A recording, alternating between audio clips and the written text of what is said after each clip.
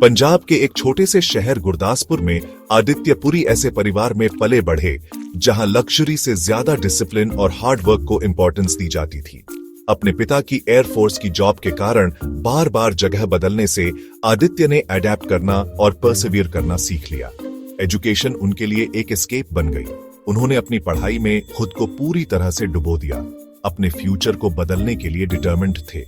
कम साधनों के बावजूद उनके पेरेंट्स ने उनकी एम्बिशन को इनकरेज किया, जिससे उनकी सक्सेस की ड्राइव और बढ़ गई। आदित्य ने कॉमर्स को चुना, पंजाब यूनिवर्सिटी से ग्रेजुएट हुए और चार्टर्ड अकाउंटेंट बनने का ड्रीम देखा।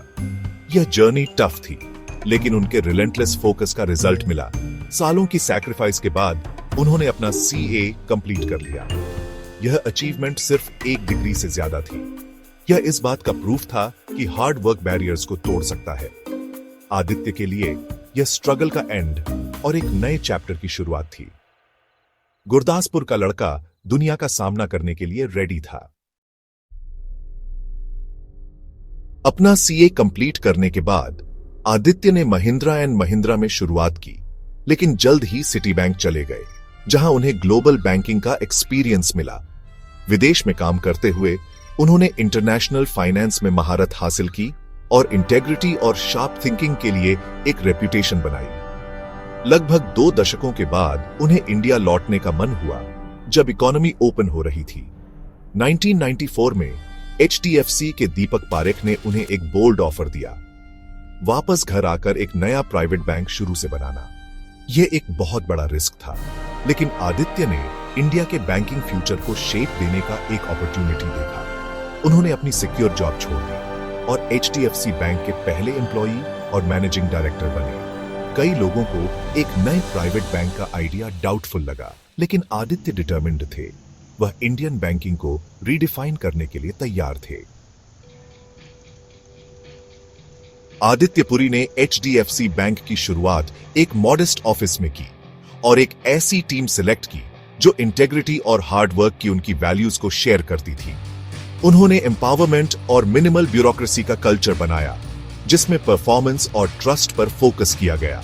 पहले दिन से ही उन्होंने टेक्नोलॉजी को बैंक की बैकबोन बनाया, कंप्यूटराइज्ड ऑपरेशंस और कोर बैंकिंग सॉल्यूशंस इंट्रोड्यूस किए।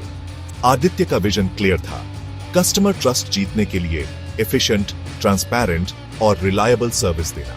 उन्होंने रिस्की वेंचर्स से परहेज किया, प्रूडेंट रिस्क मैनेजमेंट और कस्टमर सिक्योरिटी पर फोकस किया। बैंक धीरे धीरे एक एक ईंट से डिसिप्लिन्ड एग्जीक्यूशन और अटेंशन टू डिटेल के जरिए ग्रो हुआ। कंसिस्टेंसी और रिलायबिलिटी HDFC बैंक की पहचान बन गई। आदित्य के अप्रोच ने स्केप्टिसिज्म को ट्रस्ट में बदल दिया और बैंक की रेप्यूटेशन बढ़ गई। HDFC बैंक सेफ्टी और इनोवेशन का पर्याय बन गया। कुछ एक्स्ट्रॉर्डिनरी के लिए फाउंडेशन सेट हो चुकी थी।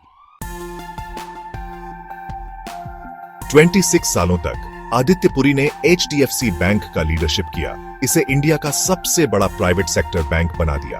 उनकी डिसिप्लिन्ड, ऑनेस्ट लीडरशिप ने मेरिटोक्रेसी और ट्रस्ट का कल्चर बनाया। उन्होंने बैंक को क्राइसिस और कंपटीशन से निकाला और हर बार मजबूत होकर उभरे। जब वह 2020 में रिटायर हुए, तो उन्होंने एक मजबूत इंस्टीट्यूशन छोड़ दिया जो लास्ट तक बना रहेगा। आदित्य ने प्रूव किया कि एक प्राइवेट बैंक टेक्नोलॉजी, सर्विस और प्रॉफिटेबिलिटी में नए इंडस्ट्री बेंचमार्क सेट कर सकता है। उनकी जर्नी एक लेसन है। आपका बैकग्राउंड आपकी डेस्टिनी डिफाइन नहीं करता, हार्ड वर्क और इंटेग्रिटी करते हैं। एक छोटे शहर के लड़के से एक लेजेंडरी बैंकर तक, आदित्य पुरी की कहानी लाखों लोगों को बड़े सपने देखने के लिए इंस्पायर करती है। उन्होंने सिर्फ एक बैंक नहीं बनाया, उन्होंने एक लेगेसी बनाई।